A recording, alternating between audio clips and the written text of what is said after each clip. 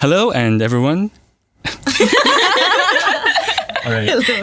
That's typical. That's how I start. Okay. So hello and welcome everyone to the Creative Economy Week podcast. And so Creative Economy Week is a week-long festival highlighting the development of the creative industries in Brunei. If you're watching this on YouTube, which I think you are, also you might be watching it on Progressive Media. And we hope we're a welcome to your regular programming. So today's podcast, as I mentioned, is sponsored by Progressive Media. As our panelists, they're snugly on the beanbags. We'll be talking about a creative's digital dilemma. So we'll be covering topics like sharing professional opportunities, and we're covering topics like what it means to be creative online, what challenges there are of building a social media presence, and also how can you sustain a career on social media as a creative. Also, during our time together here, we can discuss like our personal perspective on being a digital creative, and I think also to understand from like inside what it's like. And also, we have Ibrahim on our video chat now. Hi Ibrahim. And to my left is Richelle, Bash, and Liyana. I think before I began the podcast, I kind of asked everybody for the related social media links. Mm-hmm.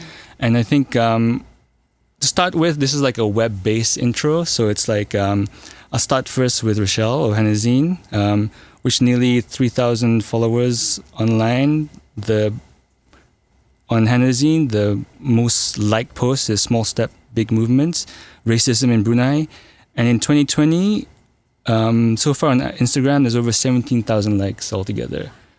To my left, there's and next to her is Bash, Bashari she sent several platforms, also a website, and there are over 18,000 followers.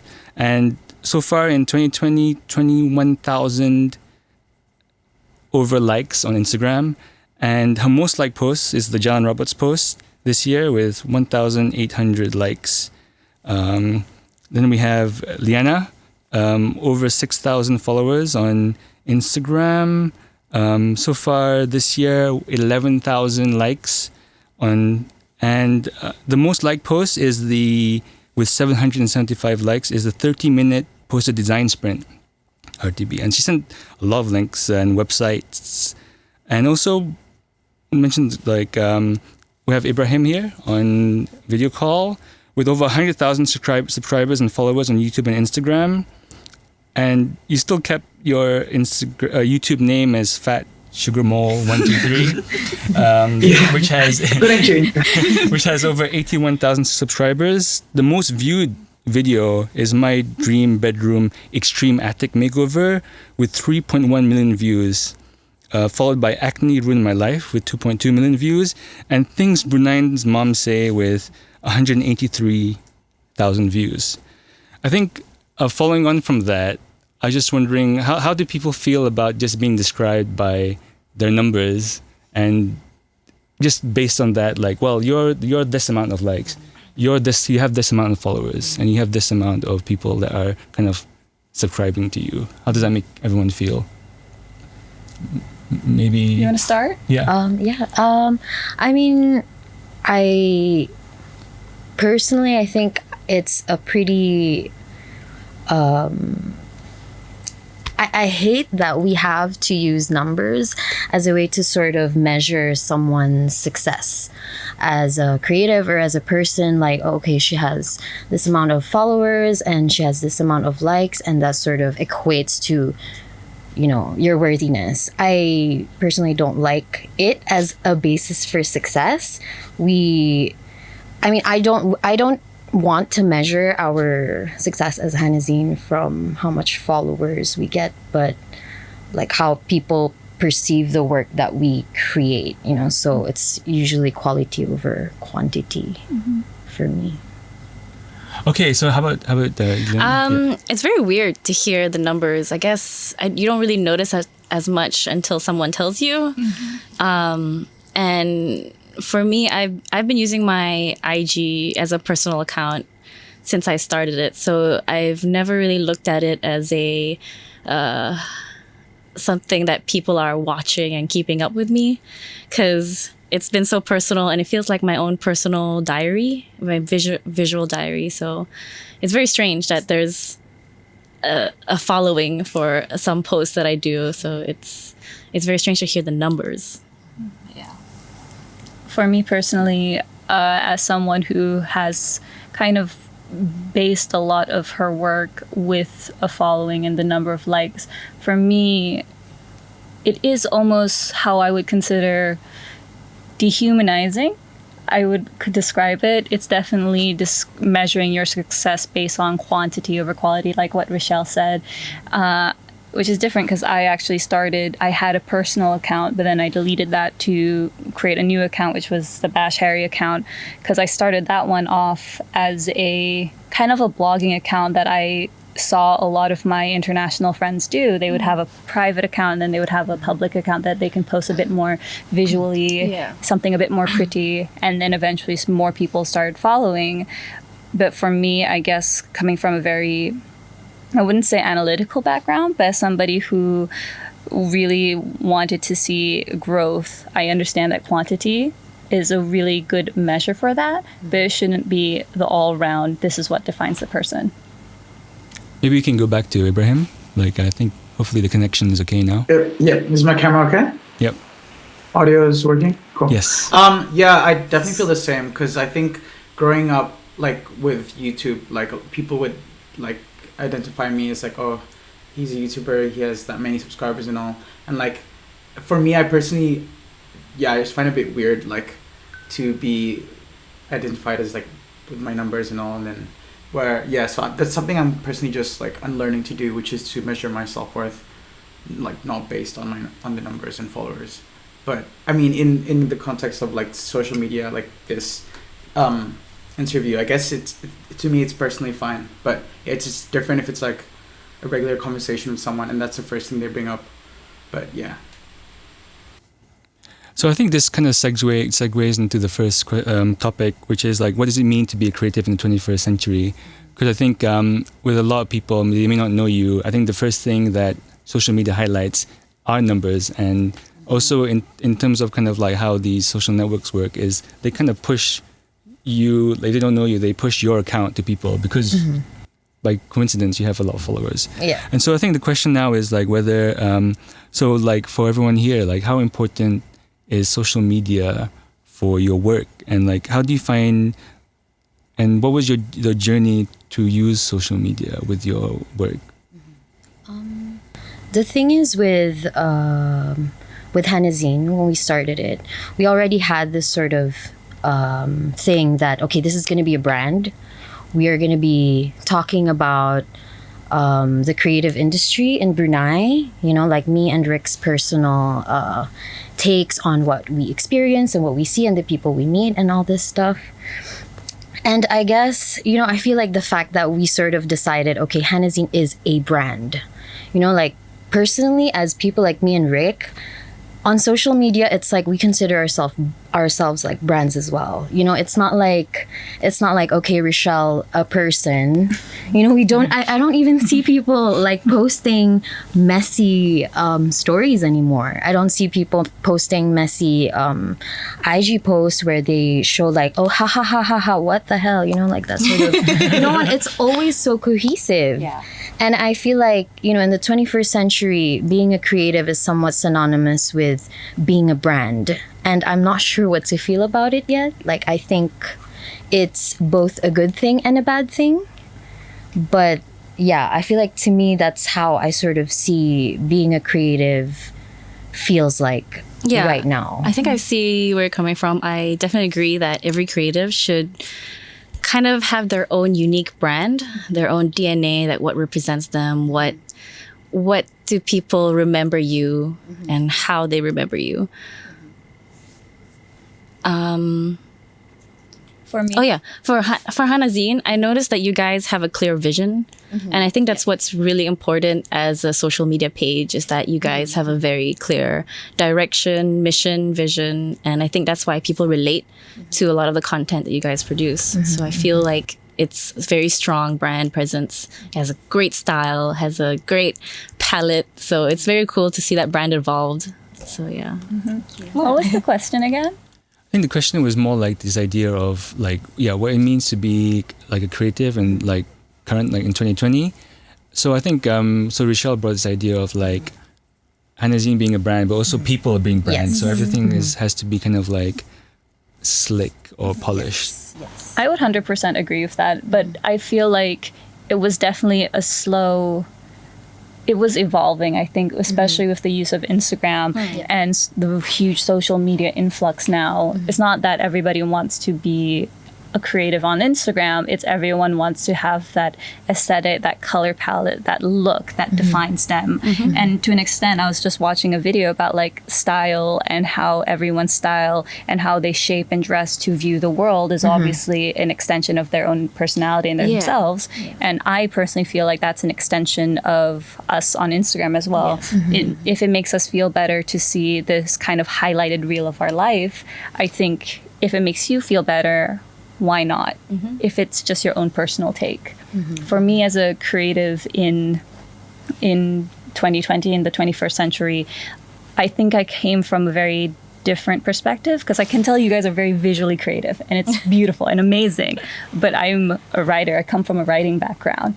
So I started off as a writer, and then that was not on Instagram, that was on my website, and then I eventually evolved and continued and started on YouTube. And obviously with Instagram, it's a more of a visual medium, and so you have to adjust with those kind of times. Yeah. I think that's interesting for you to say, because I feel like since your work on like Instagram feels kind of a bit like kind of well thought out already, kind of mature, so you feel like your initial beginnings as, you know, on the blog was really you working out creatively, kind of like to this, that, well, this is the best way to preview my work, whatever my work is. I think it was because I started my blog, my website back in 2015. So it was about, actually 2014. I was 16 when I started, and I'm 23 now. Yeah. But I started off, I didn't know what I wanted or who I was. I was still figuring out the color schemes, anything that I enjoyed. I would literally just follow people I found on Pinterest or other bloggers from international. And I think if you go through my old page back in 2016 and then 2018 and now, you can see such significant changes, because now I think of Instagram as, what do I like now? What makes me happy? And what do I want to photograph? Yeah. I like to think my IG is like a mental scrapbook of what I go through in the time, what influenced me, what inspires me. And then things I'd share would be what I want people to feel like they admire, what they like, what I like at the time, what I think they might like at the time. So it's also following a certain trend of what's happening, and you can like go back to your past work and be like, oh, I did that because it happened at this time, and things. So it's also creating like content relevant to the time of what's happening. I think I'll just ask you now, like we were just discussing the idea of like what it means to be like a creative, like in 2020, like for you, like we discussed this idea of like people kind of creating like the social media feeds like as brands, like like we ourselves are becoming like brands. Like, what's your thought on that? I think it's great. I mean, it's pretty fun. You can kind of like brand yourself whichever way you want. But yeah, there's just a lot of challenges to it, and it comes down to how like genuine you want to be, or like understanding your niche and your like target audience and all that. But yeah, I think being creative like nowadays is pretty fun, because you can really like curate your brand and make it the way you want it to be, and then almost anything now can be like creative. Like it's not limited to just making like a drawing or a painting. Like even content creation itself is now really creative. So like yeah, that's yeah. All right, thanks. I think maybe we can go into the next topic, which is like this idea of like challenges about building your social media presence. So I think the question was more like this idea of, I think people already shared like this idea of you know, like how you came about like when you were younger and until now. But I think there's also the idea of like the boundaries that you set. I think that when you have like pages that use your name, because you mentioned that Hana Zine, there was like the brand Hana Zine, then you as separate separate entities almost. So like just wondering, like, how do you set those boundaries, and from there, like, how do you create like professional relationships, like using a personal account that's also a business account? And I think that's like quite a modern thing, because you didn't really expect that before. Maybe Liyana wants to share. I guess for me, my one account, Vanilli, it's been my personal account that I've became my business account. So I've stopped becoming personal, too personal, and ever since I've started to gain a bit more attention. So it was hard for me at first to put myself and my work out there, because I think as a creative, you're always nervous of, well, you're very self-conscious about what other people perceive your art. So when I first posted, it was more about my personal journey into creative design. And when it got a lot of attention, it became harder for me to post personal things, because I don't want people to know too much of my life. But I didn't want to set up a new business account, because it was already, the following happened on that account anyway. So the great thing about Instagram is that it can evolve to having limitations of who can see your content. So having close friends is a great feature. So I guess I can separate the way my personal content and my creative content, or more business related, in to which target I can target in. I think for me personally, I did struggle a lot with, especially a couple of years ago, now not so much, but a couple of years ago, I had a very bad relationship with Instagram and social media, to the point I genuinely hated it. I didn't like the way that I looked or that I felt online. I didn't think it was a representation of me, because I felt like I was not necessarily trapped in a box, but I was limited to what I could talk about or what I could say. And coming back to Brunei and kind of thinking about, okay, if I wanted to continue this, what do I want to talk about? What do I value the most? Context, I used to, and I still do occasionally, I did fashion and makeup videos, and I loved it when I was 18 and 19. But I basically almost stopped doing it now, because it's not that I've lost my passion for it, but I found a new love for vlogging and talking to people about things like financial planning or even just making art and being very bad at it, or even a simple video where I'm just taking my camera around Brunei is way more fun for me than kind of creating something like a simple video. And I think you have to, as a creative, understand that your work is yours first before it's anyone else's. I mean, that's the thing, like with Hana Zine, when we started getting some attention already, I felt like, oh no, okay, like I gotta archive like unnecessary posts on my Instagram, because I'm pretty sure people were gonna wonder, like, okay, who are the people behind this? So, I actually did some major social media purging, and I don't know, I mean, I keep my private life and my social media life completely separate, just because I feel like if I put the both of them like together, in this age of just easy access to information to people, there's so many stranger dangers. I mean, back then that was already a thing, but now it's even more accessible for people to sort of get to you if they really wanted to, hurt you and stuff. So, like it came to a point where I even told people like, oh no, like me and Rick, we're not family. when people don't ask if we're siblings, if people think we're best friends, then we're best friends. So. Yeah. Can I ask a question? Sure.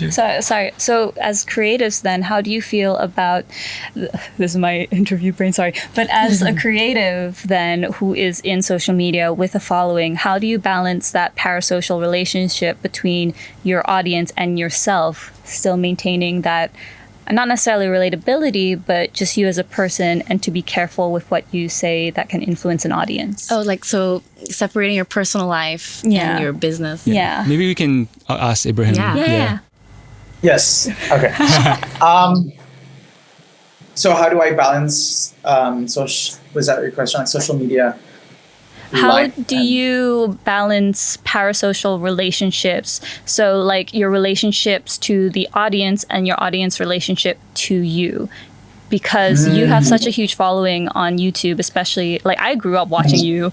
So like how do you big fan. We all did. We all did. But we like how did you kind of, you know, feel like there were so many people watching you and like their biggest fans, and how did you like kind of balance that pressure of being your own person but at the same time being someone else's idol? That's a hard one, because I think like when I did start with YouTube, like as soon as the camera was like, I started rolling the camera, I'm not the same person.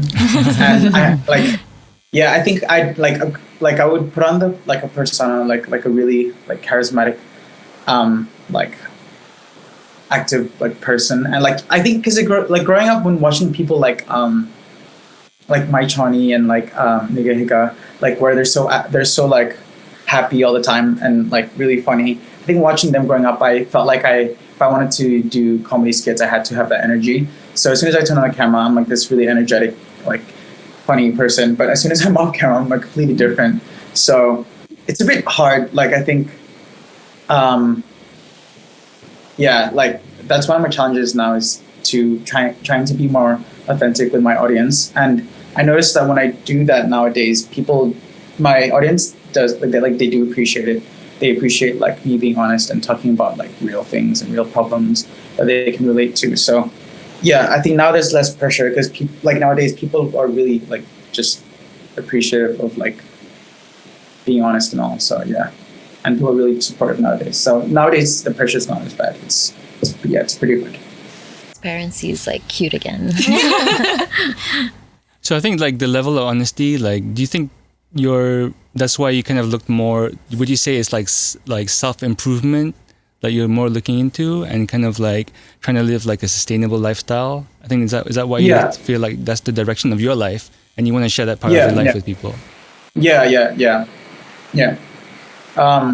that's just being able to be like genuine and honest and have people still appreciate it and like look forward to that. I think that's one of the great things with like social media and the following. And I also want to add to Bash's kind of thought behind this, like the separation between, your personal and your professional and. I guess what Ibrahim was saying is that people like to relate back to the content that you create, and you want to engage with people as well at the same time. So creating content that people can respond to or have conversations with you, I think that will help your social media presence. So whether it's on Twitter, Facebook, or Instagram, it's different targets of audience. So your posts will be different on each platform. And I think that's what's fun. If you go too personal on maybe LinkedIn, you don't want to do that because, LinkedIn is a more professional page. So it's also following the people who are on those platforms as well. Yeah, so I think like the maybe we can also move on to the next part. I think this idea of like sustaining a career on social media. So I think kind of we discussed this idea of like your personal branding, this idea of like being professional online, separating those two things. So maybe like I can describe what's like a regular like social media like operation, like how do you kind of say an inquiry comes in about we want to have we have a promo we want you to like vlog or share about, like maybe you can just share what's the process and how you go about it. Maybe Bash, so as it depends on what they want. So I've been doing this, like I said, for about 6 years now, and I've done it back in the UK and back here in Brunei. And how it usually would go is someone would send me either a DM on Instagram, or if they're a bit more professional and they're a bigger brand, they would go to my email and they would give me an inquiry, a collaboration. Would they want to send me something? Would they want to feature anything? So I would give them my media kit and portfolio. So that's how I would update them on my numbers, my analytics, my percentages, any engagement rates that they do. It's very analytical in business. It's very dehumanizing. It's like, this is like what I do, this is what we can do, and then the rates. And if they agree and they would like a proposal, I would write up a proposal, all the basic things. These are the shots, the ideas, and then the rates and the amount. And then whether it's only one post or 3 months or a year, that's what I would send and give it. Wow. That's so detailed. I know. So That's so organized. so organized. And then they either say yes or they say no, or they stick to the one. And then I wasted 5 days of just preparing everything and being like, Oh yeah. yeah. So that was how I would do it as a professional. It's not my only source of income, because I think as a creative, you have to like have different sources of income to stay afloat. Yeah. That's one of them. Yeah. I've actually gotten a few sponsored requests, but I've never really taken them up because I'm not really sure what kind of person I want to be for Instagram. And since I've been using it as a visual diary, I don't feel like it's necessary for me to get paid to promote or sponsor, because I feel like, I may have a following, but I'm not sure if my following is following me because of my work or my personality. So I don't really show too much of my personality. So it's mostly my creative process.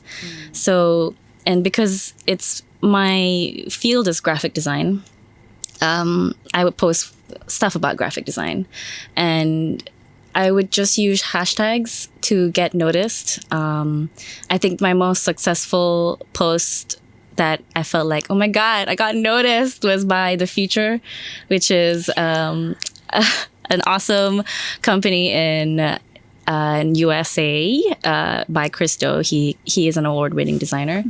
And I did a post about how to social distance, and I hashtagged all the necessary hashtags about COVID and the pandemic, and I got noticed for that design. So it's also being able to use hashtags to get people to notice you. Maybe it's not locally, but globally as well.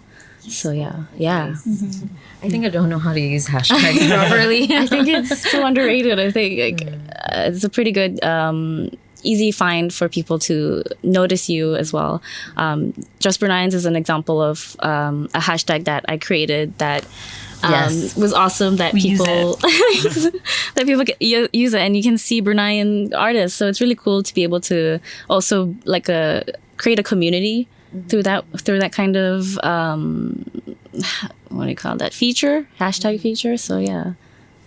I mean, for Hana Zine, basically, our workflow is just me and Rick going to things and enjoying it and posting about it.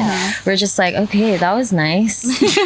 Do something cute. It's content creation. Yes. So it's, honestly, it's not as detail oriented as you guys have have done it. I feel like both me and Rick are still trying to find our footing in how to sort of do this seriously. I mean, for now we're just having fun. We're doing stuff, putting it up online. If we like people like it. Yeah, if people like it, then they like works. it. Yeah. Well, maybe I'll just launch my TikTok career too. We're waiting. What about you, Ibrahim? Your insights in terms of the business part of it, maybe how you handle kind of inquiries that come to your way? Well, so normally it'd be just like a simple. Sorry, I just gotta adjust. No worries. The sunlight. Okay. So yeah, not as organized as Bash. That was really inspiring. I think none of us. But I mean, only recently, I've been trying to take it a bit seriously with YouTube and the sponsorships and all that.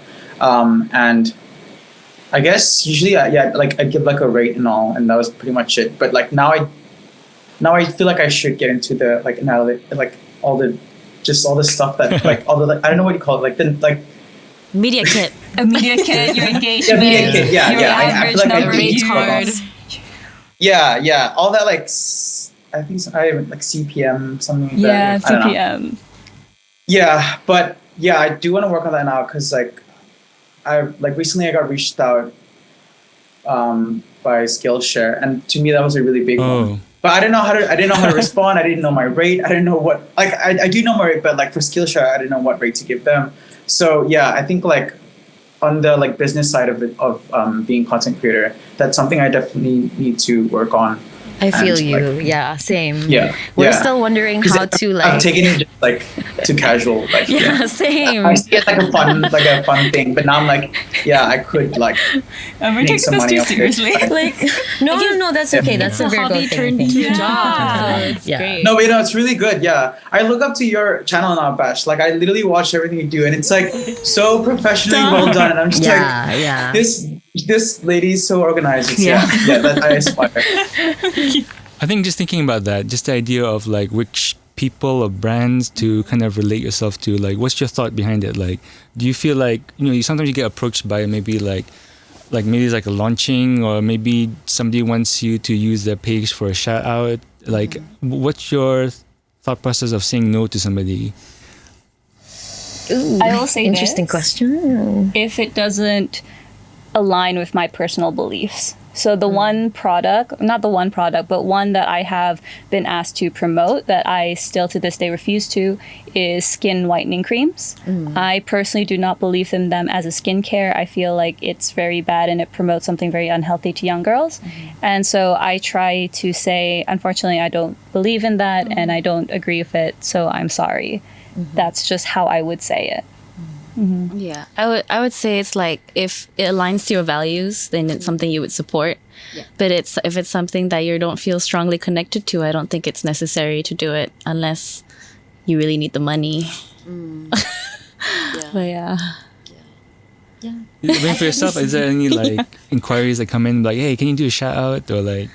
Yeah. Yeah, there are a few like, oh, can you post this up on Hana Zine and promote this thing. And the thing is with, like, because we usually post up original content on our Instagram feed at the very least, something that Rick took a photo of or something that was for a project, that's we kind of limit it to that for now. So if anybody wants some like promotional like IG story, sometimes it has to fit with, okay, like what's the story though? Like we want to know like how much, like we don't just post up a story, like an IG story or something on our feed. It has to make sense. Like there has to be something to expect here. Like what's the story literally, So we usually like to build up something, and we choose the right timing to put out a thing that we're trying to promote. And, at the end of it, like both Rick and I have to feel strongly about that brand or that person that we're promoting, because, we don't want to promote something that people like, we don't want to promote something that both me and Rick won't be able to sort of fight for, so yeah. Yeah, Ibrahim, what do you think about that? This idea of I definitely feel the same with what you guys said. I mean, back then it'd be different. Back then, if someone asked me to promote something, I'd like do it for either for free if it's like a friend, or like I got paid for it. But now that I reflect on it, I'm like, yeah, it's just not worth like sponsoring or promoting something that just doesn't reflect on my values at all. Like for example, like I think if someone were to approach me with a skin whitening thing, like I don't think I personally would not want to do that too, just because I don't think it's healthy to promote that. And it's just a bit hard rejecting closer friends sometimes. If it's like friends, like and sometimes it's not that I don't want to help. It's also I just don't want to like spam my stories constantly with sponsorships and promotions, because I noticed that if I do tend to post a lot of like sponsored stuff, people unfollow. People just don't like it. They don't. A lot of people just don't like to be filled up like with all that sponsored stuff. So that's another thing I learned with. But I think if you are in a dilemma of posting something that you're not sure if it aligns to your brand or if you're getting paid for it. I like to think that maybe you can create your own content around that theme or topic. So if someone can you share this poster, and I'll be like, let me redesign it and share it in my own way and spice it up. Yeah, that is a great idea. Yeah, so that's the dilemma that we can overcome. Yes. Definitely. I think related to that, like a barrage of like inquiries coming in, I think something that kind of people reflect on is like this idea of like social media detox. So like this idea of like because like I'm thinking like amount of notifications you may come in because the ongoing issue that's coming up for like on a social media page. So I think the idea of like how do you keep like your mental health in check in terms of like, again, it's like one is also like separating professional and work, but I think also kind of separating yourself from your phone, because essentially, you know, like it's kind of everywhere you go, you can have access to this kind of like your followers, the likes, the constant notifications. So I was wondering what people's processes are, and is there like a day where you'd be like, well, I'm not going to check my phone today? And is that actually possible? Like if you're creative online, because it seems like it's kind of not possible given the amount of inquiries and work that comes in. I guess for me, I don't like to post too often. I like to really think about the content that I post.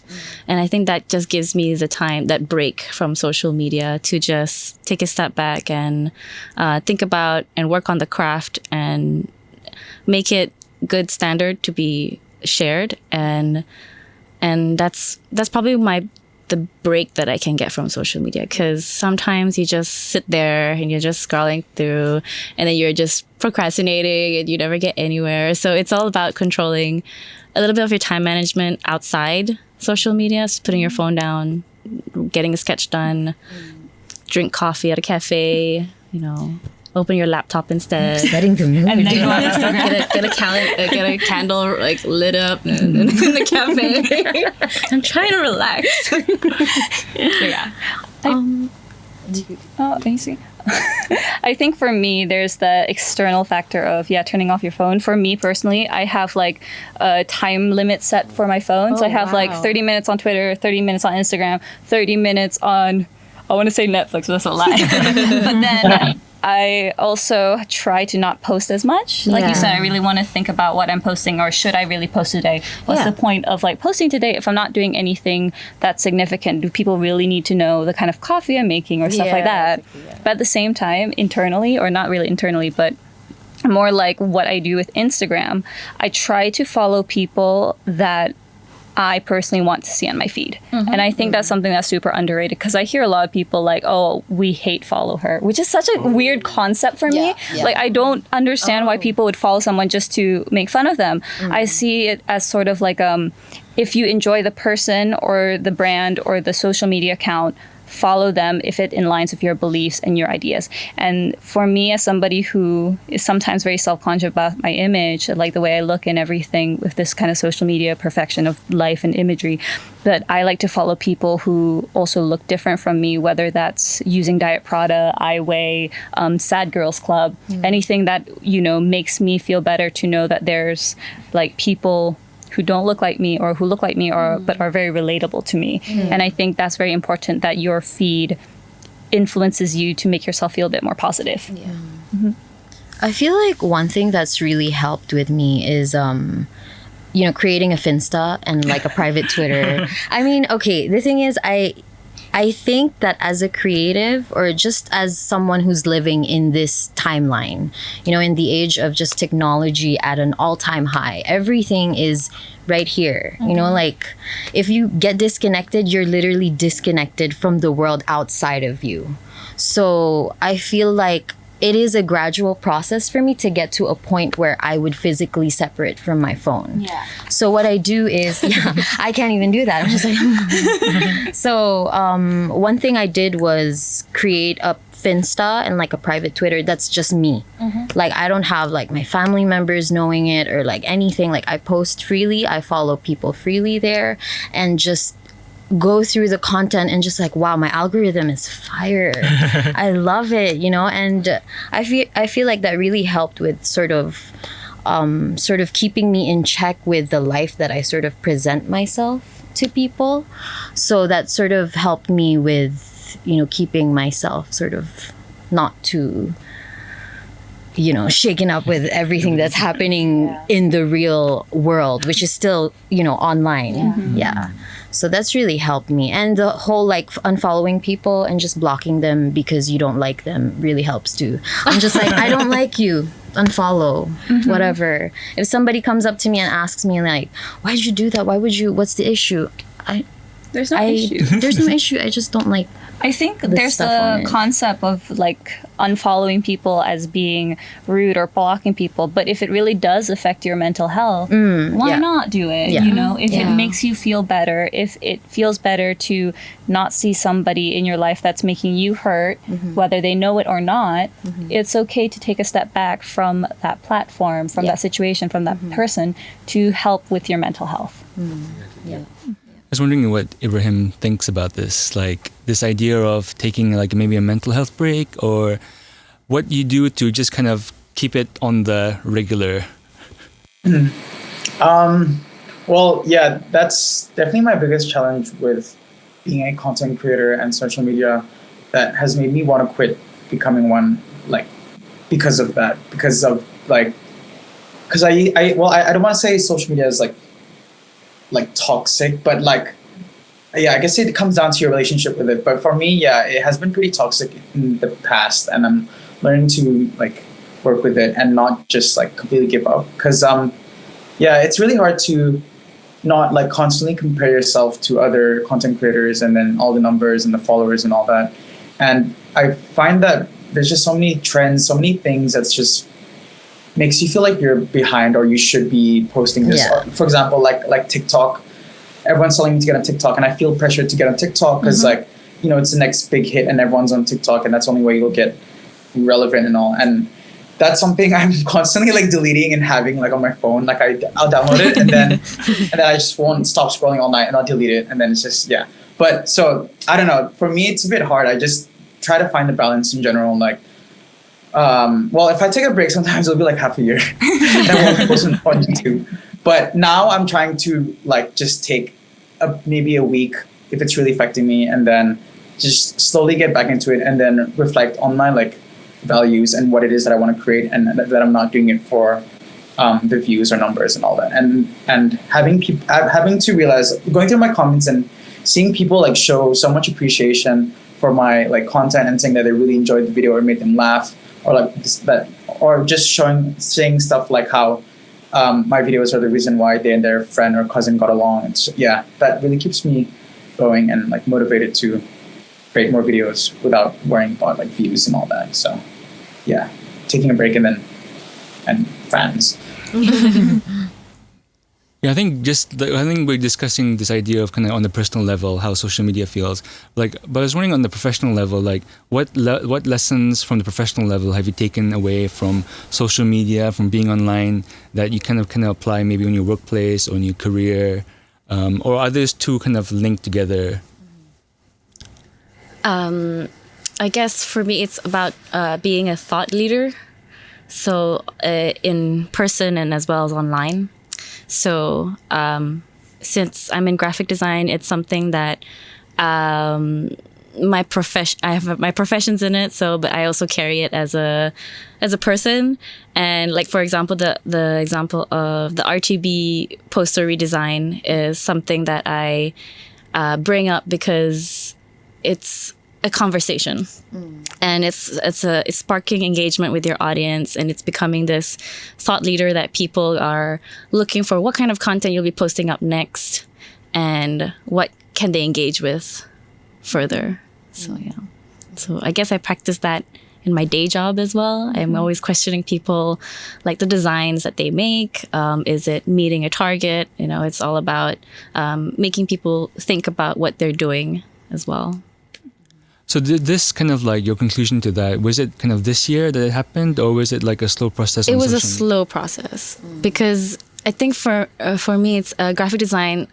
I used to think it's just visual, like it's just creating something pretty, but it's actually just creating information that's visually presented nicely. So that's the thought process that you learn along the way as a designer. It's just figuring out how your audiences read, how your audience's eyes will go through a visual to see what message you're trying to portray and put out there. So I guess it's something that you learn along the way, and you realize, your eyes move from left to right because that's how you read.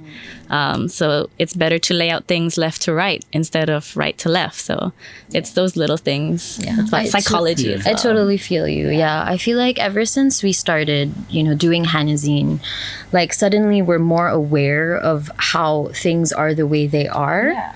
So, I mean, when you look at a microphone, you don't just like, okay, it's a microphone, we speak into it, that sort of thing. So, back then I really didn't care much for, a lot of things that were around me.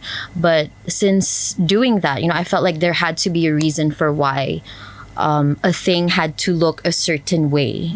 Yeah. Like Rick was always the more creative one between the both of us. But then, over time, like I would understand how his mind works and how we both have to be on the same page creatively. And it really taught me how to have a better relationship, not just with him, but with the people that I meet on a day-to-day basis, like, because I feel like, Hana Zine seems like, it's chill. It is, but, when we do talk to people that we want to put in the zine or whatever it is that we want to present to other people, we still present ourselves in a way that, we're professionals, even if we're not, because we want people to take what we do and our craft seriously as we take it seriously, like we put in time and effort into this, and I hope that the energy rubs off on whoever that we get to talk to and work with. 100%. I feel like for me, like what I get out of being a creative online as a social media person, and then with my day job, it's kind of, I wouldn't, synonymous maybe, but I think a lot of what I do in real life, my work, my projects, has definitely been helped because I have a social media following. But I wouldn't say it's only because of that. I co-founded the Brunei Writers and the Janji Journal for a love of the literary arts. I did it with my co-founder May, who is also amazing, and we love literary arts, and we wanted to grow the literary arts, the writers in Brunei that we felt were very undervalued. And so with those kind of projects and being a creative on the side, we had to basically learn just how other people would think. That sounds weird, but how would they think about your community organization, our NGO? Why do we do this? How are we going to do this? And then also time management, because projects, they take up over long periods of time, and then there's mini projects in between. And that's one thing I've learned when you have so many projects in line, is know when to schedule everything and not overlap it all.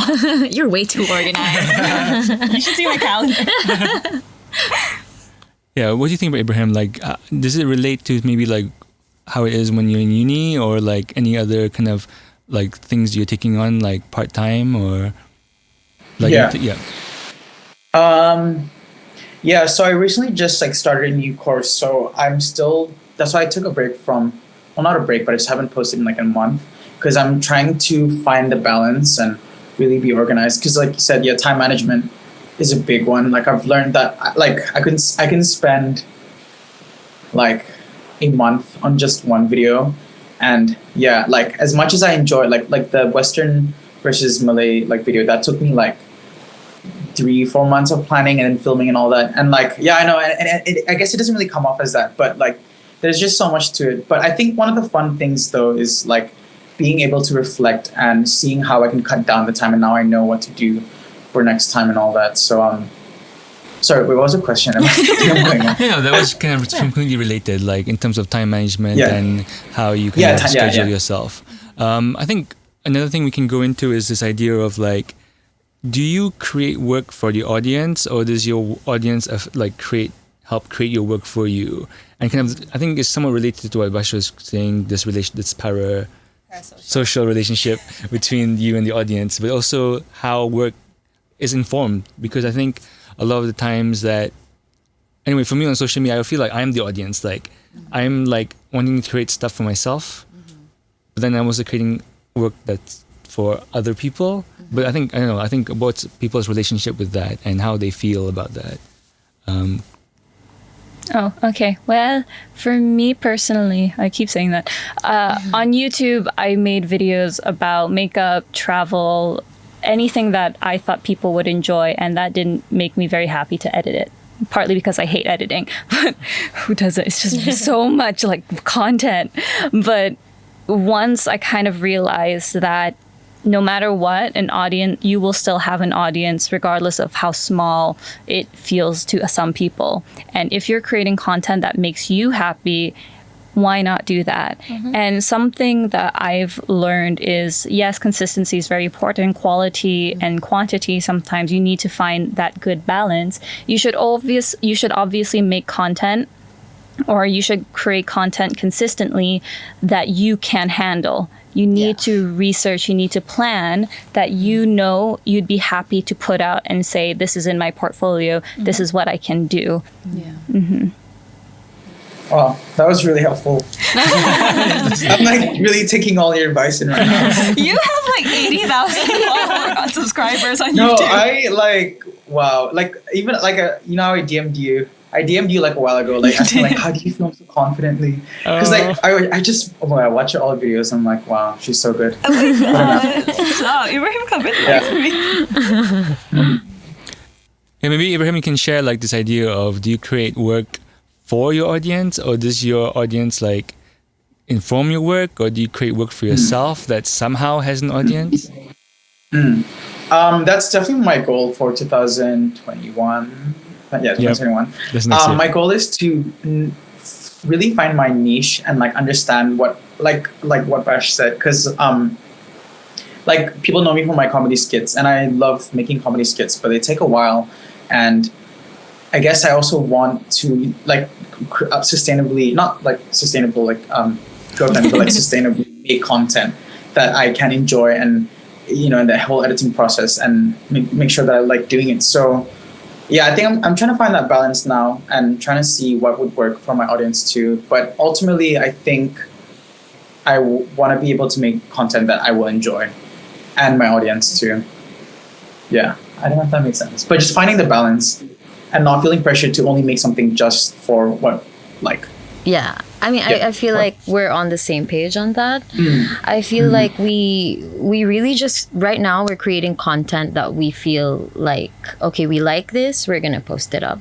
We haven't really done anything that was, okay, the audience wants this, let's give it to them. But I mean, we have a pretty clear market, which is the creative industry. So, that's something that we already know. It's something that we like being part of, so it only comes natural when we create something on social media. We're just like, okay, something's happening, let's go and document that. Let's go. So yeah. But do you think for yourself that you created kind of your own like Hana Zine market? Because like for yourself, is that like a Hana Zine market that you've created? I don't think that market is strictly for Hana Zine.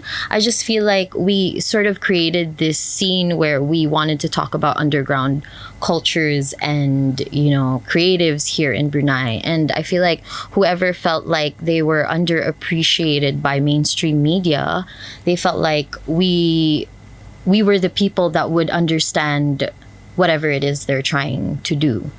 So I guess it comes from the part that, both Rick and I aren't exactly mainstream creatives, if that exists. So I guess people, whoever felt like they related to our experience in any way, would, read or participate in anything Hana Zine related. So yeah. What do you think is a mainstream creative then? You? I wouldn't say that you're purely, a main, because I feel like you've covered so many aspects of the creative industry. You're both active in the mainstream bit of, the creative aspect of, things. My vocabulary is a lot of variety in terms of like your content. So I think it gets a lot of different kinds of people. You got the youth, got the people who wants to know about money. So I guess that's why you go through a lot of this different groups, this target groups. I thought you were like a really mainstream creative. I really don't know the definition of that now. That's why I asked about the definition of a mainstream creative. Oh yeah, I mean, you are pretty mainstream too. I mean, it's not an insult. It's not an insult. Yeah. Oh my god, I felt like I was yelling. But no, really, it isn't. It's a good thing.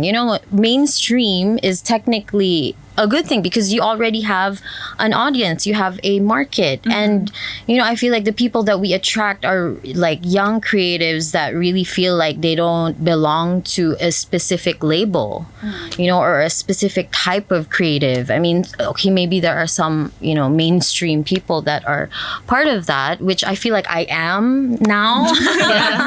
So I mean, I guess that's why people feel like, okay, Hana Zine could be that sort of bigger sister that's just like, okay, I love what you're doing. Let's go. So, I mean, I don't think there's a specific market strictly just for Hana Zine stuff. So. Ibrahim, what do you feel? Do you feel like you're mainstream? Do you feel like you're...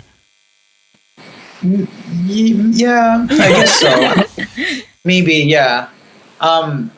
Yeah, I mean, most of my content that I try to create, I try to keep it like to have like accessible to everyone, like the mainstream audience, I guess, like a general audience. So I think.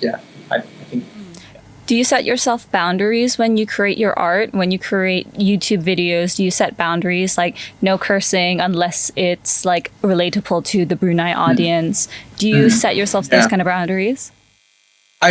Yeah, definitely do now. I mean, back then it was like I'd make whatever, but now that and every time I get like comments or DMs from someone really, really young, and I just forget that like, oh yeah, I have really young audiences, so I definitely do cut out the swearing and all, and I set some boundaries now that I have more of a general audience and getting new audience from like a video that went viral, like the bedroom tour and all that, and then seeing all these young kids and people coming to my channel. So I definitely do try to set boundaries and make sure it's even for everyone. So it's definitely.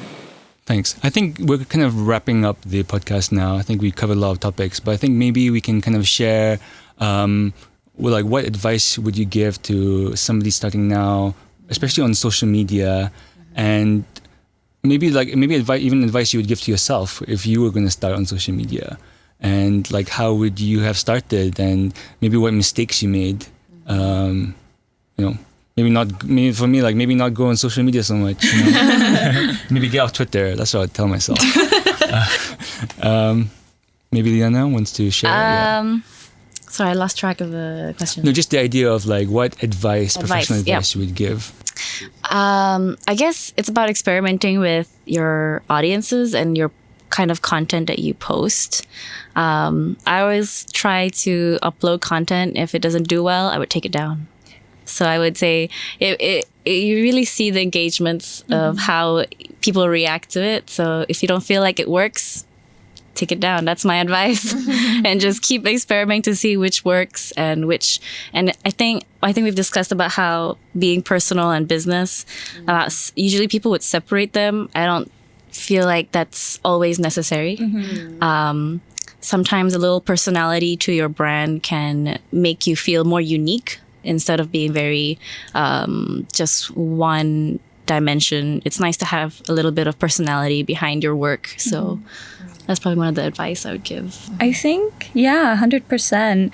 If I could tell like my younger self anything about what it is like being in social media or how social media is now from like 6 years ago, it would be not to be afraid of losing an audience. It's not to be afraid of stepping out of the boundaries of what you considered popular. I think so many young people, and I say this as someone who was very much afraid of making people angry or making myself seem unapproachable or an unlikable. But the truth is, someone's going to bound to think of you as that. Yeah. So why not just enjoy your life and enjoy the content that you make, regardless of that? Yeah. And going into what Liyana said about having a bit of personality into your business, I think maybe it's just me. I do enjoy knowing the person behind the brand. I love seeing their personality, what they're like. I know it's so different for everybody else. Like, our personalities are very different, but you know, it just exemplifies your brand, your character, and your beliefs. Yeah. Yeah. I totally feel you on all of those things, because I feel like sometimes being on social media can feel like a transactional relationship with, you know, everyone that you see on it. Like, okay, hello, what can we work on together? You know, especially as a creative now, you know, like, for Hana Zine, we just started, and I feel like every time I'm just trying to be like, oh, hi, they're like, so, are we going to do something? So I feel like, you know, it's good to sort of have, you know, again, a relationship outside with that person, if they're open to that, you know, just to sort of, I mean, it just feels to me like to keep a transactional relationship on social media feels sometimes impersonal and difficult to kind of navigate. And I really don't like to have a relationship with a person that's strictly just that, especially if I like that person, you know. And, you know, like, don't be afraid to sort of approach people and like work with them, or, you know, just go for it. Be yourself. Ibrahim, maybe the closing thoughts on this idea. Sorry, wait, were you saying something? Yeah, just the idea of like what advice you would give, or to somebody maybe starting out, or even to yourself. Yeah, I think my main advice I'd give, and especially for myself, my younger self, would be to just not get too obsessed and like measure with numbers and measure your self-worth based on your following and your views and likes, and to really learn to find the content that you enjoy making, or else you're just going to feel like miserable about it, and you're going to feel like it's a task or like something you have to do, if you enjoy it and you make content that you enjoy, then it's a pretty fun process. So yeah, just being like true to yourself and not measuring your self-worth, because I think self-worth and numbers, especially nowadays, is a pretty hard one, especially even if you're not a content creator. Just like a regular kid nowadays is like so concerned about their followers. So I think, yeah, to really just know that it's more than your followers and all that. I think that's a really nice way to round up. I think we started with this kind of like really scientific description of analytics, like you're this number, you're this number. And I think we kind of went into like, what does it feel like to have those numbers? Like, I know that, where, you know, like kind of describe like this understanding of social media, kind of looking at like professional aspect behind it, like the personal aspect behind it, and kind of thinking more about how to kind of move beyond that. If that makes sense. Anyway, okay, so I think we're gonna wrap up. So thank you for tuning in to this episode of the Creative Economy Week podcast. If you missed out on the other episodes, you can check them out on the CEW YouTube channel for the full video, or Progressive Media for the audio experience. Don't forget to follow CEW on Creative Economy Week on Instagram, or whatsnew.online/CEW for content on the daily content. And also, we can kind of go through as well. Maybe everyone wants to just shout out their social media handles. You want to? Okay. Yeah. So, you know, to anybody who wants to follow Hana Zine, follow Hana Zine. Yeah, that's it. If you want to follow me on Instagram, it's @bashharry, youtube.com/bashharry, and my book's coming out, so yes, please. Wow. Wait, sorry, did you say book? Yeah, Yeah. the book Yeah. coming out. Wow, Yeah, awesome. Congrats. so When? next week. Oh my It's gonna be god. out then, Wow. but It's this- pre-ordered by next You You week. can order it. This is out on the 12th, so Pre-orders are available by the 12th. So pre-order the Do you need book. their shipping? You can ebook. Okay, all right. I will get an ebook. Definitely will. You can, if you guys are curious about some creative designing, time lapse, and my creative journey, you can follow me on Creatively and Instagram. And you can also follow Just Bruneians, which is a new Instagram account I created with Faiq and Hazira. It's also a website where we're creating a directory of all creatives in Brunei. So look forward to that, guys. www.justbruneians.com. Damn, I Ibrahim? feel like that was so lackluster for me. Yeah, So my someone said Instagram something. is just Ibrahim Kamit, and that's me on YouTube too. Making comedy skits, lifestyle videos, and yeah, pretty much that. Yeah, and nothing else. No. Yeah. all right, thank you. All right, thank you, and that's the conclusion of a Creative's Digital Dilemma. Thank you.